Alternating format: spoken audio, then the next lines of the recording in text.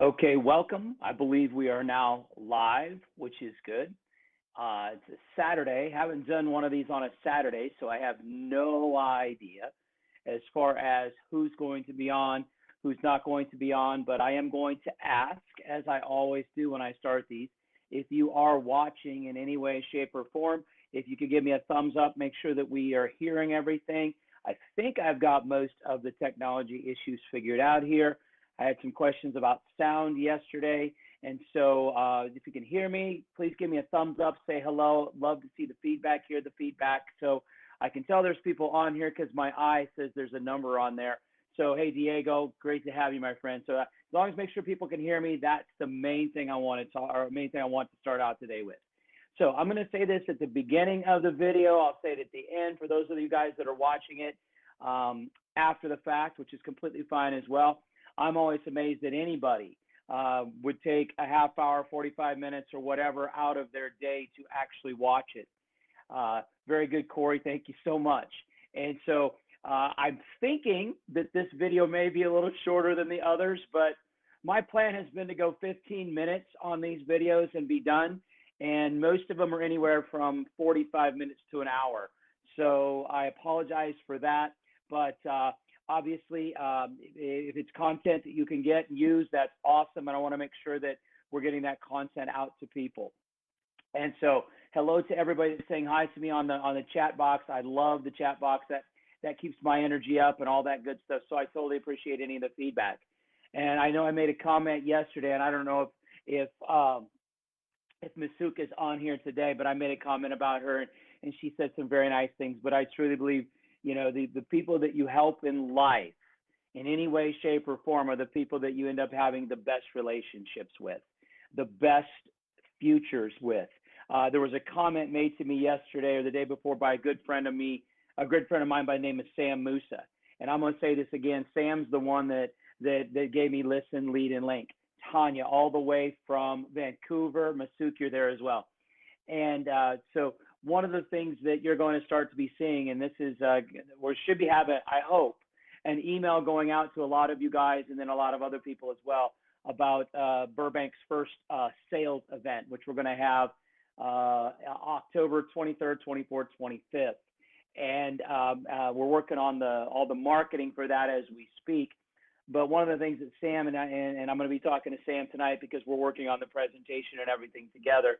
And Sam and I were talking about, he said, the one thing that he heard, and I truly believe it, and this is Kimberly Chaps. Oh my gosh, I haven't seen Kimberly for probably 4 or 5 years. So great to see you. So maybe the Saturday gives me a little different group of people. So I'm assuming, Kimberly, you're still down in Florida. If you are, great. I met Kimberly years and years ago doing some training stuff. So Kimberly, great to have you. Michael, are you Vancouver, Michael? I love to try to remember where everybody's from. And I know people think it's like a trick. I don't know where you're from until I look you up, that kind of thing. But if I can do it in real time, that means it's not a trick. It means that, yes, I'm trying to remember where you're from and where I met you. So anyway, the point I want to make, oh, my sister's on there. Very cool. I know some of you guys are going, your name is Pip and your sister's name is Mitzi. I also have a brother that we call Fritz. And there's a whole nother story, and I could talk for probably an hour just about all the nicknames that my family has. But anyway, what was I talking about? Sam made this comment, and it's going to be in part of our marketing, and it basically says, you're one relationship away from changing your life. And that can mean that can be in a lot of different venues, a lot of different levels. But the point is, that is so true. We are generally just one relationship, one decision away from changing our life for the good or the bad. And that works both ways. And so I think that is such a good point. But that's why I wanted to come back to what I said about Masuk yesterday on our Facebook Live. And when you meet people like Masuk, I know she says a lot of nice things about me, but it's 1,000,000% a two-way road there. She's one of the hardest working, nicest people with the biggest heart you will ever see. She always puts other people first. And those are the type of people that I really love to hang out with, that are out there trying to help each other out. And I know a lot of people say, well, why are you doing all this? Is it just for marketing? A lot of things we do are to market ourselves. And I've learned with all the COVID stuff going on now that you got to market yourself in a different way. Do I like it? not as much as I would like, but at the end of it all, I've had one family member in my immediate family. My daughter had COVID. A lot of other people have had a lot of more effects of the COVID virus and all the stuff that's happening, from job loss to life loss. And so I always am grateful, and I know it can always be worse. And so I think it's great to see you guys, and I love the feedback, and that's very reassuring to me, because I know almost everybody that I've ever seen in my life, if there's something I can do to impact them just a little bit, that to me is what I want to be in my life, is impactful, significant to other people. So the topic today, housekeeping thing.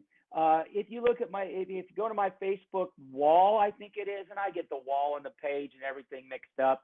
There is, I'm going to be on a webinar with a good friend of mine, two good friends of mine, on Friday of this week. It's at 12 o'clock Eastern, 11 o'clock Central. I don't know what it is for some of my other time zones out there, but Lemore Markman and Elizabeth Kelly are two investors up in Canada, and they wanted me to come on and talk about the sales training that I'm going to be doing. And it's kind of a benefit both sides of this for their company. They're real estate investors. I'm going to be doing some sales training stuff. And so I would love to have you get on that. There should be a link when you go on to my Facebook wall. There should be a link on there. Register for that. Love to have you on there. I told Lemore my goal is to shadow whatever record she had of how many people are going to be on that. And so I'd love to have you guys get on there. I'm going to talk more about sales. Some of the stuff I've already talked about. Some you're going to hear different things on. One of the things I'm going to talk about on there, and I'm going to attribute this to my good friend Dan Shaker, it's not about how you close, it's how you open. And I think that is so true. A lot of people in sales talk about, I'm a good closer. You got to be a good closer. Well, my opinion is, if you don't open the door, if you can't open the conversation, you're never going to get a chance to close it. So I think that's what it should all be about, is how do we open the conversation? How do we get people to want to talk to us?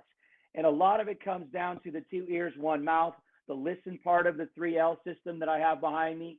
If you listen twice as much as you talk, you're going to be all right. Now, I said on our call yesterday, I was talking about NLP, neuro-linguistic programming, and I got a lot of questions on that. And that's cool to hear those questions and hear what people have to say about that. And there are a lot of people that really get into that stuff.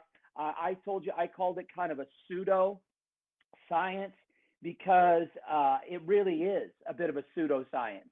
It's not something that everybody believes in. And I can't tell you that I'm going to sit there and say, I would put all my effort into that.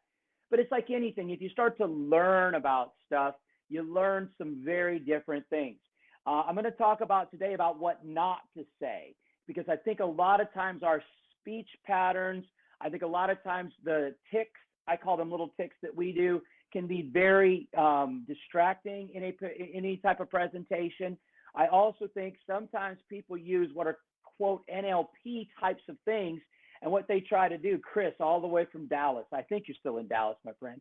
And so I think a lot of times what happens is we think we've got a good NLP thing, and people use it over and over again, and it becomes almost to the wrong side of that. It becomes a little bit distracting rather than beneficial to your presentation or to what you're trying to do. Before I get into what not to say, I wanted to tag on to something yesterday, because I had briefly mentioned it a few times back. We were talking about colors, and I was wearing a red shirt one day, and Dan Shaker was giving me grief because he said I looked like the Kool-Aid man. I thought that was kind of rude, but anyway, the point being is, when we talk about colors in NLP, there is some scientific, or if nothing else, some subconscious thought processes with that. I know with me and most people in, I'm going to say, North America, let's put it that way. And I would probably even take this to other cultures as well, but there's varying things on this, and that's why it's not really a science, it's a lot more opinion related. The color red, one of the things that most people think of when they think of red, they think of stop, because what do we have? We have stop signs, we have red lights, those types of things. That's a stop color kind of thing. And so I think it is, if it's something if you want to be in a sales environment and you want people to follow you in what you do, red can be a color that may not be the most beneficial if you're trying to sell somebody something. Red is very beneficial for power. If you see Trump and some of the things a lot of people do, they'll wear the blue suit or the black suit with a red solid tie. That supposedly signifies power. I've heard that a yellow tie supposedly signifies power as well. But once again, we can start getting into the cultural things.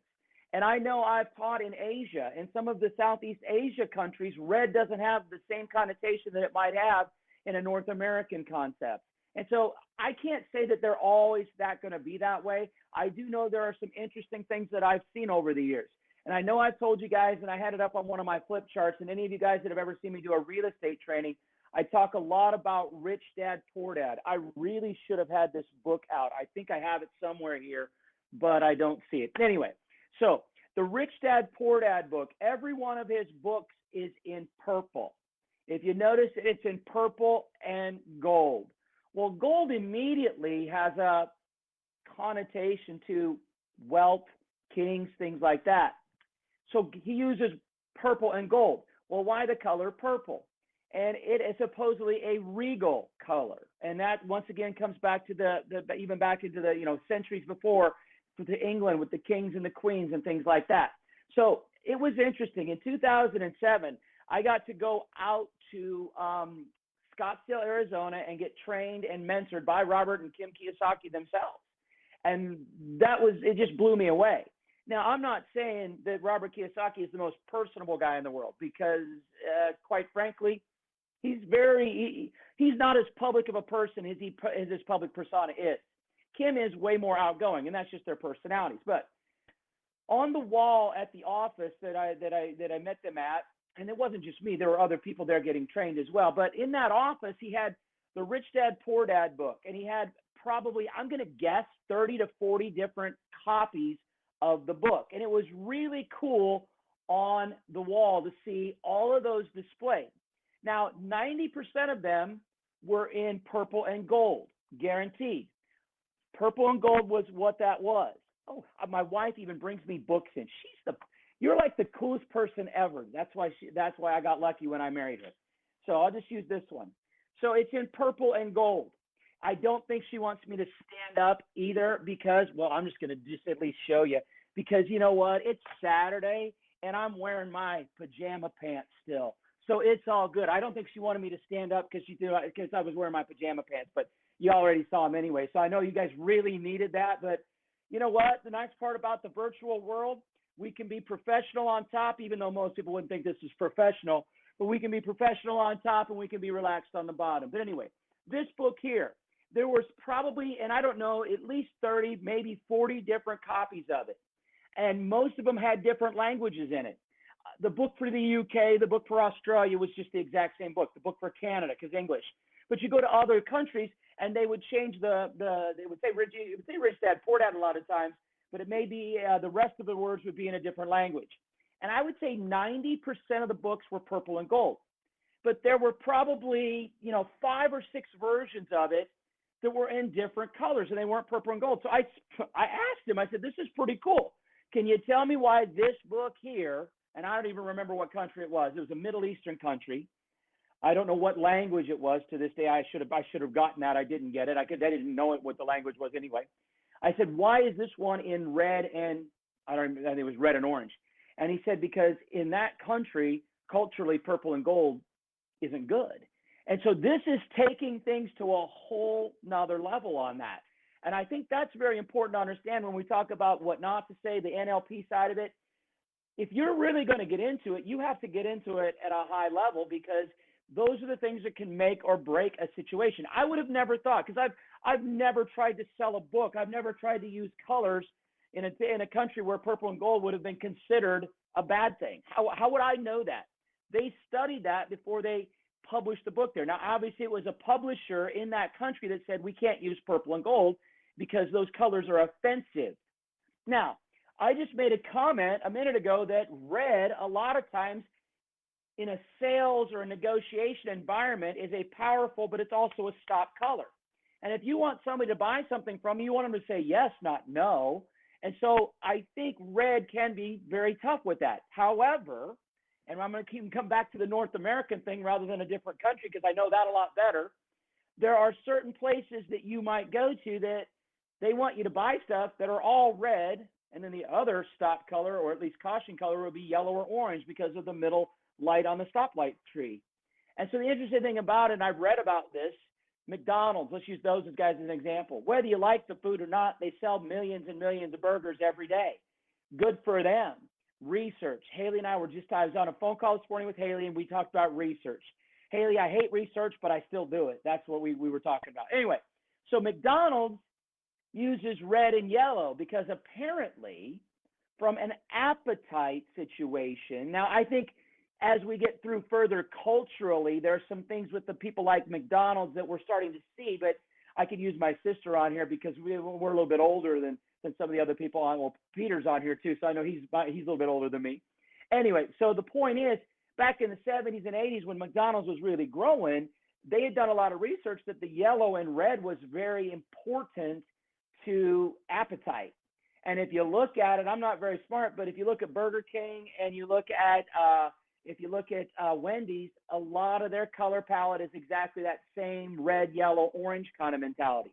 I don't know if I have any of my Australians on here, but I got to throw this out, Hungry Jacks. And I know if you've never been to Australia, you have no idea what I'm talking about.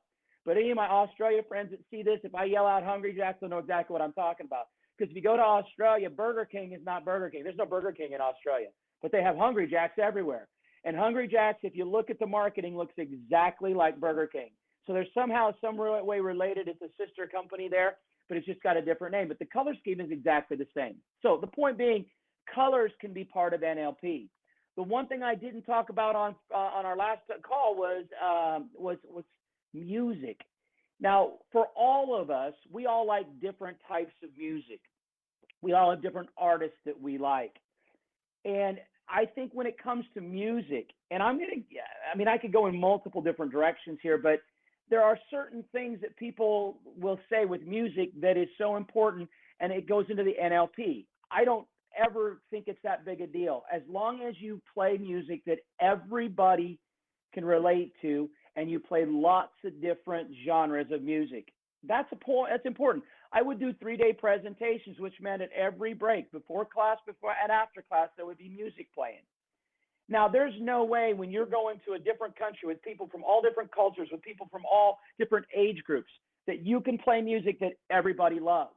But you can sure as heck play music that nobody, and what I shouldn't say that everybody loves, but you don't want to play music that somebody can dislike. And when I say dislike, this is going to come into the stuff that we don't say. Now, I know some of you guys aren't even going to believe this happens, but I see it on webinars. I was just on a webinar a few days ago, and I heard this. I've been in live presentations where I've heard it repeatedly, and that is profanity.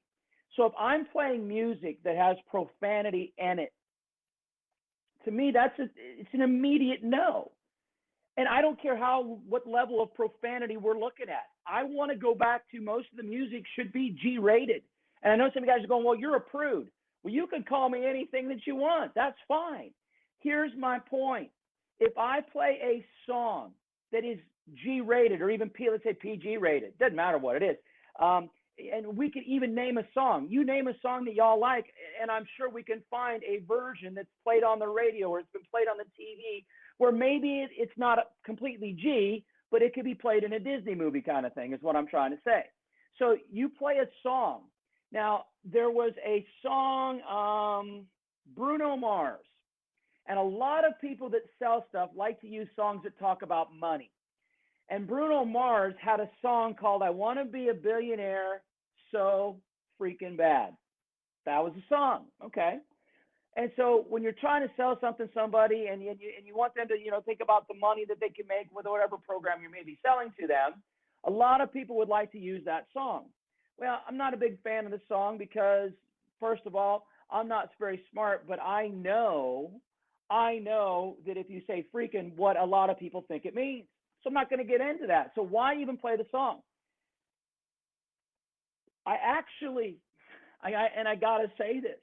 I actually heard people play the non-radio version of that song, and you got to change the one word there. And you know what that word is, and it's a really bad word that's offensive to most everybody. And if you're not offended by it, that's fine. but I've seen presenters use other profanities, and not just that bad word, but other words.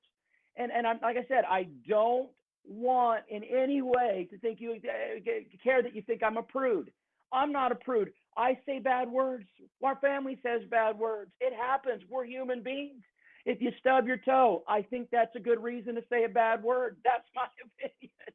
And so the point being, I've had some technology issues the last few days. There have been some bad words because occasionally it happens. But what I'm trying to say is if I'm talking on Facebook Live, if I am doing a presentation, for me to ever use a profanity, even if it's in joke form, to me is wrong. And here's why. Let's just use the word freaking, because whether we've already used that. We know what that really means. And so there you go, Jim Francis, thank you. And so we know what that means. But here's my point. If you are not offended by a word, if you're not offended by profanity, I'm going to use, and Chris, I'm not pointing you out, and I'll use Haley because I talked to her, and I know she won't be offended when I say this. I don't want to offend anybody. But let's say Haley has no problem cussing like a sailor. I don't think she does that, but let's just say she doesn't. She's on there and she's making comments. Okay. So if Haley has no problem cussing, if I don't cuss, if I don't use profanity, guess what? She's not going to be upset. She's never going to say to somebody, man, he didn't cuss once in 3 days. You know, she's not going to say that. But I guarantee if Chris is a guy who's very much a church-going kind of guy, I know he's got a bunch of kids, and he doesn't want to have that energy in his life, I know if I say some bad words throughout the course of a training or throughout the course of a sales process, Chris is going to say, well, you know, he could have got that message to me without cussing, without using profanity. So I totally think that's one thing you never say. You don't use it. It's not necessary. Now, like I said, I did stand-up comedy years ago, and there were a lot of comics, and they call it working blue. And what that basically means is you use a lot of profanity. I'm a big fan of the comedians that don't have to use profanity, because I think it's tougher to get the effect when you don't use words that people are shocked by, the shock value, if you will. These are my opinions, and that's what I'm putting out here. I'm not saying I'm 100% right at all, but I think for things not to say, for things, if you say things, one thing you should never do is profanity. I don't think it has any place in any presentation. You don't, and you could go on the other side of that. And you say, well, the other thing you don't want to do is put religion in there. I agree. I don't think you want to put religion in things. Sometimes people would say politics. I'm going to talk about politics, because this is something that comes up. And my sister and I had a conversation about this a while back. Is right now, politics has become so polarizing, is probably the best way to say it. And when I grew up, and I know Jim would say this, and Peter and my sister who's on here, we're all old enough. I'm putting us in a different age group, okay? Sorry, guys, but we have to. And so if I put myself into a different, back in, I literally had a kid one time, 19 years old, came up to me and said, Pip, back in the day. And I said, when you're 19, you can't say back in the day. It's impossible. You got to be, I think, at least 35 to say back in the day. Now, when you get to be above 50, that would be me, you can say back in my day. And so that's the point I want to make is I'm going back a few years here. And I think a lot of it has to do with social media. Everybody has an opinion and everybody hears it and voices it. So when I'm going to talk about politics, because that's what not to say. Here was the point I made about politics when I would stand up in front of groups of people. Now, the people that I'm teaching, remember, are looking at investing in real estate. They're from all over the world, literally all over the world. So their political beliefs could be totally different. It wasn't like I was always in places where everybody loved Trump or everybody hated Trump or everybody loved Obama or everybody hated Obama. It was always a mixture of people. So what you do is you don't get into politics because you're going to alienate somebody instantaneously. So think about that. You can say back in the day because you're over 35. That's awesome. Yeah. And so, Chris, you got to wait a while. You got to wait at least a year. That's just my opinion on it. I just thought it was funny when a 19-year-old kid came up to me and said, Pip, back in the day. And I'm looking at him. I go, how old are you? He goes, 19. I said, you can't say that. You can't say back in the day when you're 19. Anyway, but go back to politics. Here's how I would always address the question of politics, because now, unfortunately, people expect you or want you to take a side. Even if you don't want to, they want you to take a side because that's the way our politics have come. I remember back in the day, 70s and 80s, people had opinions, but people could agree to disagree and pretty much go on their merry way. Now it seems like if you disagree with somebody in any way, you're the enemy. It's not like you can agree to disagree. If you don't agree with me, I'm not going to like you anymore. I'm not going to talk to you anymore. I don't like that world, but hey, that's the world we're in. I can't change that. So how would I always address the politics issue? So obviously it depends what kind of product you're selling. It depends on what kind of service you're selling. But here was my opinion. I said I started buying real estate back in 2002 as investment property. And when I did that, George W. Bush was the president. I said in 2008, 2009 actually, Obama became the president. Guess what I was still doing?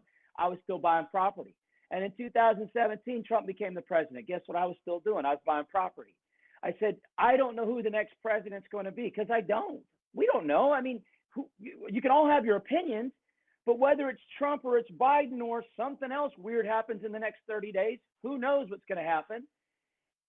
Whoever that next president is, I'm still going to be buying more real estate because I like real estate as an investment. If you were selling cars, does it matter who the next president is? You probably need a car to get from point A to point B.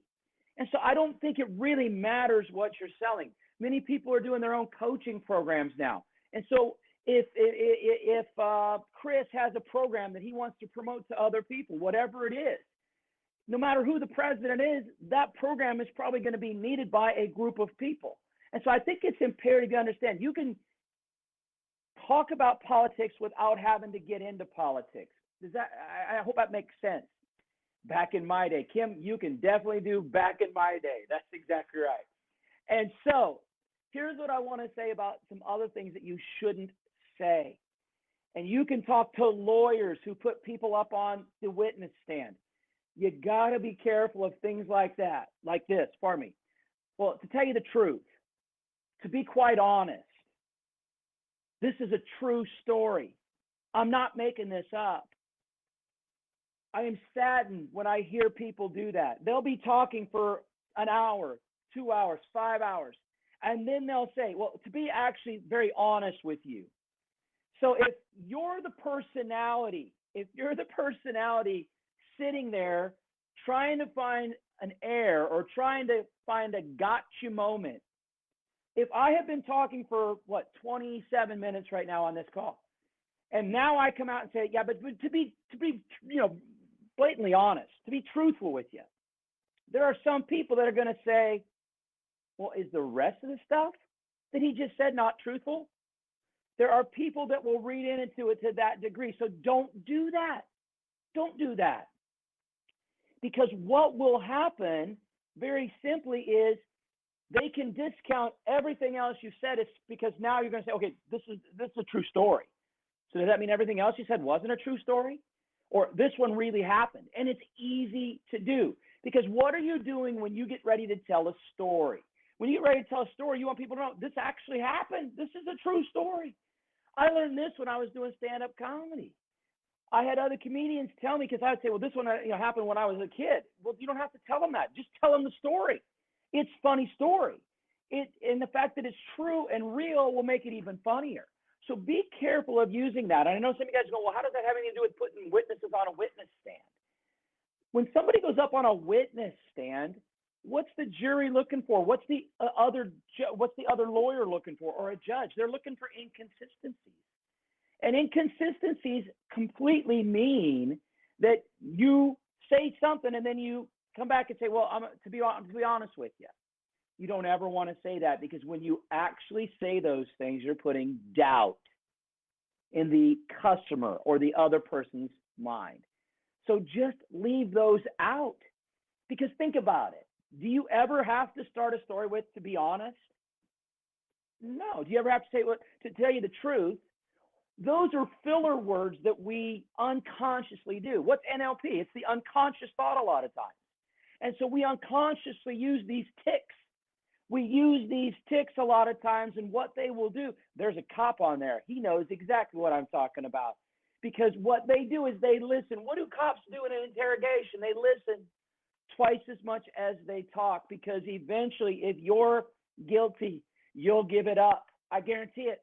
Most people aren't that good at actors. And so it's imperative you guys understand that in this scenario, sometimes the less we say, especially with sales, the more we're going to get out of it. Less can be very much more in this reality. So I think it's very, very important to not use those words like to tell the truth, or to be honest with you, or this really happened. Well, does that mean every other story you've told, Pip, it didn't really happen and you're just making stuff up? So you've got to be very careful with the wording that you use. Now, I'm going to take it one step further. And like I said, a lot of the stuff with NLP is opinion, and some people will tell you it's a science, definitely. You read up anything on NLP, and there's a lot of, is it pseudoscience, whatever it is. And I'm not going to get into any of all that, because quite frankly, you can form your own opinions. What I hope you get out of this video today is just a little bit of information on some stuff. You know what's really cool is I've got different people on here today, being on Saturday, than I have on some of the other ones. I know some of you guys have watched the recorded ones, but it's really cool to see different people on here, and I'm glad I did this Saturday one. This is really nice. So anyway, the last thing I want to talk about with NLP, and we could talk a lot more about this, but I think what we really want to do, and I got to take a drink here, guys. I apologize, but I'm really, this has been exciting. This has been a lot of fun. So what I really want to do on the very last thing is, sometimes people will give you NLP tips, tricks, whatever you want to call them. And one thing that people could consider NLP, it could be a lot of different, I mean, there's thousands and thousands of a lot of information on that. Thousands of different little words and sayings that you can use on that. And what you want to do is not overuse them. I talked about the word buy the other day. And the nice part about buy is it means multiple different things. From an NLP standpoint, if I say, by the way, I can get a lot of the same meanings as I could if I said, buy my product. I could get a lot of the same mileage out of the word buy, because it means multiple different things, and you can use it in multiple different ways. One of the things that NLP likes to do is, what it really wants people to do is you want people to follow you. You want people to follow you. There's a song, I believe it's called Follow You Down by the Gin Blossoms. You can look it up, G-I-N, Gin Blossoms. And that's a song a lot of people do. And somebody mentioned, I think Jim Francis mentioned something about music that fits that.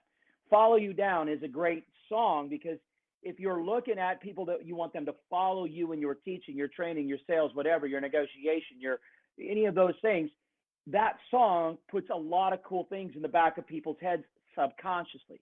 I want to follow this guy, that kind of stuff. So you can use those kinds of things. But I think it can be overdone. There's something called mirroring in the world. And when I could sit here and, and if I want you to agree with something I'm saying, and I could say, Bradley, that Pip Stelly guy, he's really cool. He might be shaking his head before I even say anything, because he's watching me shake my head. Well, that's mirroring. I'm not a big fan of that. It does work to a certain degree, but you can overuse it. However, there are certain things that I hear people do. And so some people, when they talk, they use the word okay a lot. Be careful on that one. People will say something, they'll be like, okay. And then they'll say another point, and they'll go, okay. So be careful of that tick.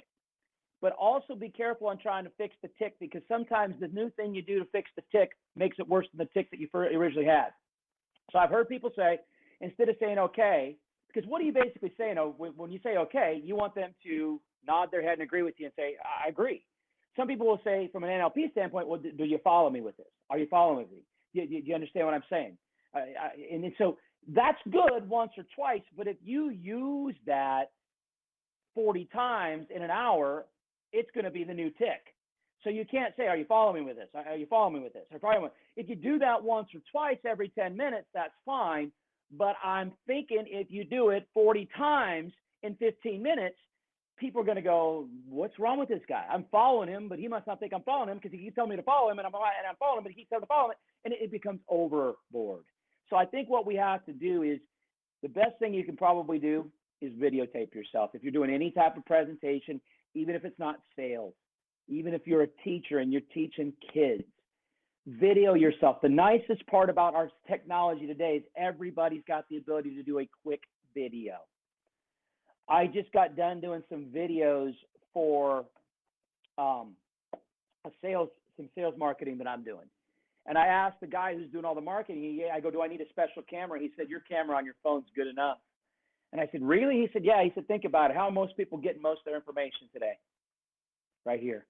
I never thought of it, but my youngest daughter will watch movies on their phone. I think they're stupid, but hey, what do I know? I would much rather have a big screen TV. But that's, again, back in the day. The world has changed. My daughter would rather have it on her phone so she can go to 4 different rooms or lay on her bed or lay on the couch and move it around. That's what she wants to do. So most people are completely fine with the video quality that a phone, and some of these phones on the new cameras are amazing, or some of the cameras on the new phones are amazing. So I think it's imperative we understand we can videotape ourselves real quickly, and you should do that because you won't hear the ticks until you watch 15 minutes of your own presentation, whatever you're presenting on. And don't worry so much about the content. Sometimes people are worried about specific things that they're going to say, the content. And I think as long as you get the message across without the ticks, the content will be just fine. I think it's very important for all of us to not worry as much about the content as about the presentation style. Because if you look at most stand-up comedians, and somebody put Rodney, I think I'm guessing if that was Peter that put that up there, you must have been saying Rodney Dangerfield. I hope that's who you're saying. Because if you know old school comedy, you can't remember their jokes, but you can remember the way it was delivered. People will not remember your content as much as they'll remember how you make them feel. And if you can make somebody feel something, Jim Valvano says this, and if you ever get a chance, I know many of you have seen it, but if you ever get a chance, if you haven't seen it or you want to watch it again, it's on ESPN all the time. You can YouTube it. YouTube Jimmy V's last speech. And he basically says, and he was a coach at North Carolina State, died of cancer, and they gave him the first Jimmy V award. They ended up calling the award after him. And there have been multiple sports-related people that have gotten it. Some of them passed away. Some of them are still alive. Robin Roberts got it. She's had cancer. There was a number of different people that have got this award over the years. But Jimmy V was the first recipient of it. And maybe they even call it the Arthur Ashe Award. I think it doesn't matter what the name of the award is. Type in Jimmy V. And Jimmy V says something. He says, and he's dying of cancer as he's talking in front of the ESPY crowd. And he basically says this. He says, he said, I think you need 3 things every day. He said, if you can just learn a little bit each day, if you can laugh a little bit each day, and you can cry a little bit. He says, that's a full day. People sometimes get so lost in all the details, but if somebody can move you a little bit, that's the crying part. If they can make you laugh a little bit, that's the fun part of it. And then you can learn a little bit along the way. If you can do all 3 of those things each and every day, guess what? You're going to have a full day. And so I think it's imperative that all of us realize when we present, when we sell, when we negotiate, when we process information from a teacher to a student, if you're a pastor at a church and you're trying to get to your congregation, it's all the same process. Whether you like this guy or not, I'm not saying you have to like his message. You don't even have to like who he is.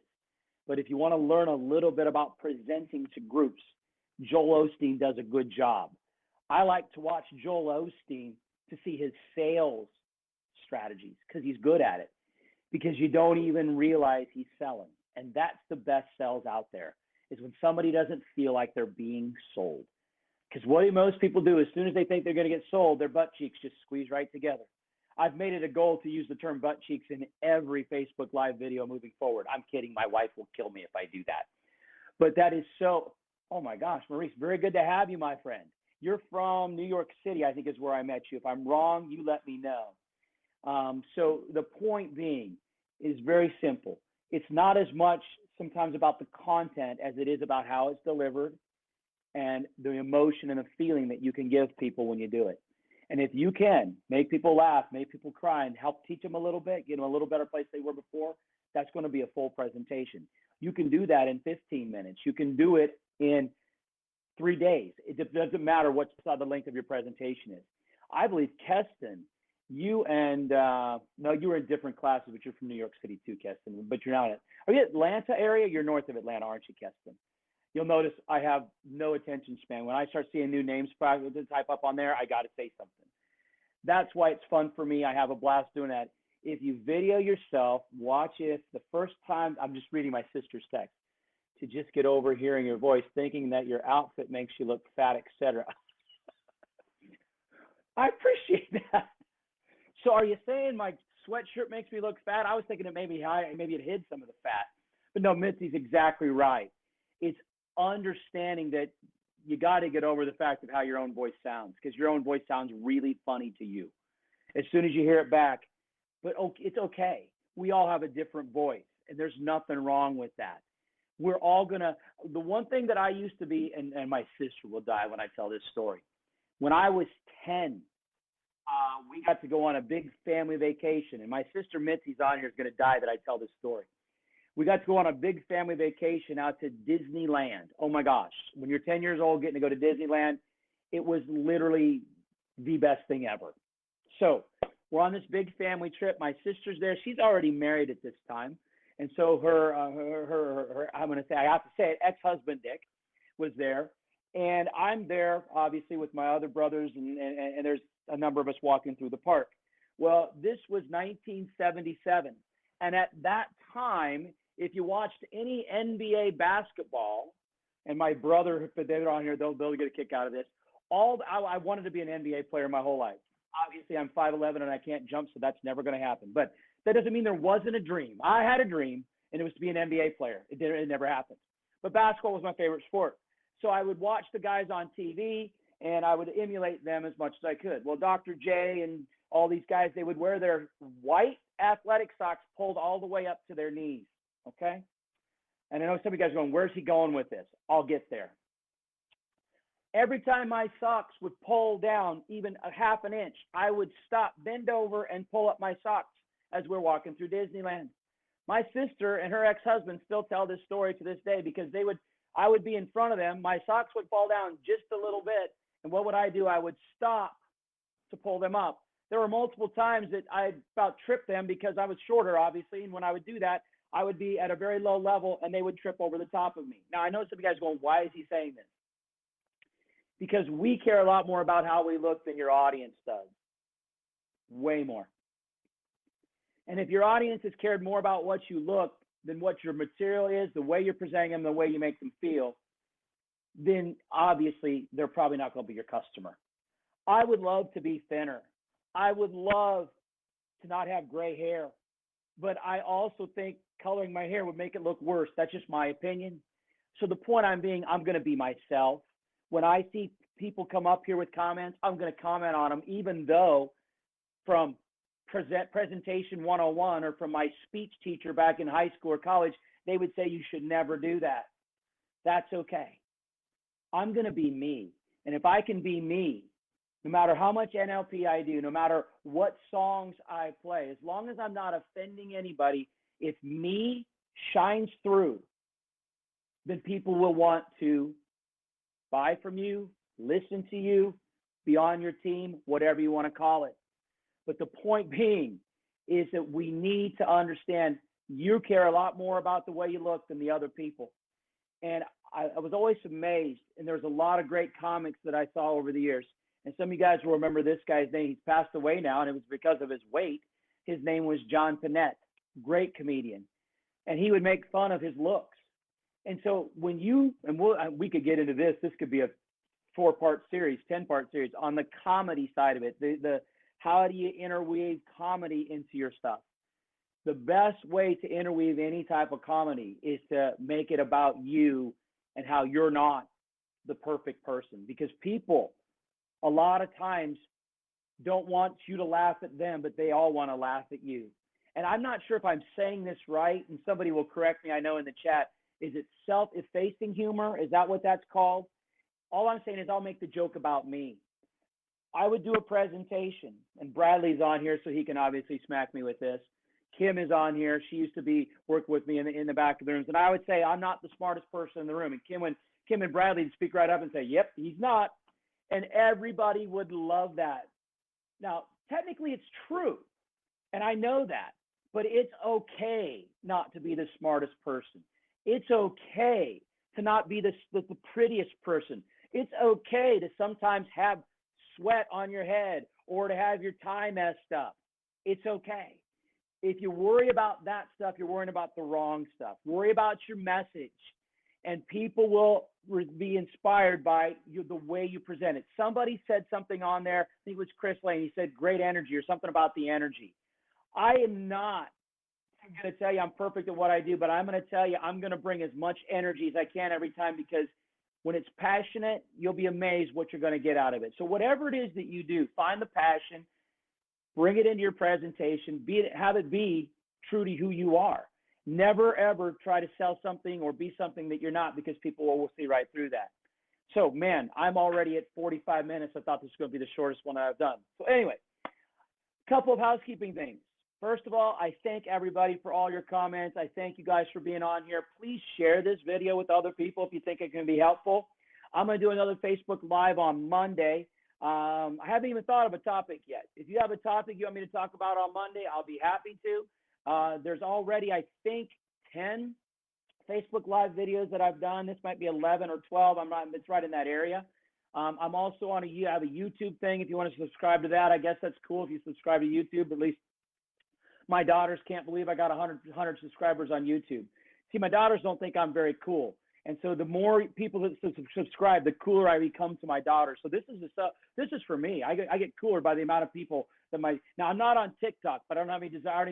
I can spell TikTok, but I've never been on there. And so I don't know anything about TikTok. The point being is, I want you guys, if you could, please friend me or please subscribe to the YouTube channel if you can. The other thing I'm going to ask you, webinar on Friday. It's on my Facebook page or Facebook wall. I'm sure you'll see it if you guys know the terminology better than I do. Please do that. PIP stands for passion, integrity, and purpose. Everybody's giving me different acronyms for, is that right? For PIP, and I love it. Masook, that is awesome. What else was I saying? Oh, the webinar on Friday, it's at noon Eastern. Lemore Markman is the one I'm going to be talking with there. Please be on that. I would love to have a whole bunch of you guys on there. I don't think I'm going to be able to see who's on there. Maybe I will. I'll talk to Lemore this week and see if we can figure out who's. I don't think it's that kind of a format, but hey, if you can be on it, I would greatly appreciate it. What else did I want to say? Was there something else I wanted to say? Oh, no, I can't think of anything else. You may be getting some emails from me this week. So if you check your junk folder, I guess if I haven't emailed you something in a while, it can go to a junk folder. So check your junk folders for anything. My name will be on it somewhere, somehow. Probably Burbank will be on it somewhere, somehow. And the other thing, if I could ask, if there's any of you guys that, if you know anybody else that could be helped by any of this stuff, please let them know that you've been listening to some stuff, and I'd love to get their contact information and send them some information as well. It's always great to grow and to meet new people. So as I've said on every other Facebook Live I've done, please find somebody you know, somebody you don't know, somebody you might just seen for the very first time. Turn to them and say, you're going to be all right, because we're all going to be all right. You guys have a great day. Thanks for tuning in.